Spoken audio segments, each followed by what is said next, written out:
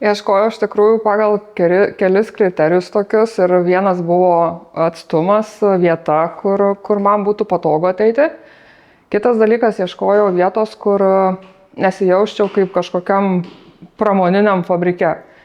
Ir kai praeidama Maironio gatve pamačiau, kad čia yra sporto klubas, tiesiog norėjau užeiti, pakalbinti ir pažiūrėti, kas čia vyksta. Ir nuo to momento, kai atėjau, susipažinau su treneriu Linu, tikrai pasirodė, kad čia yra sporto klubas, kur visi kaip šeima, kaip kiekvieną klausimą tu visą laiką gausi atsakymą ir niekados niekas tau nesakys, kad čia taip turi būti. Tai greičiausiai tas profesionalumas, kuris leido man tobulėti ir kaip žmogui, ir kūno prasme.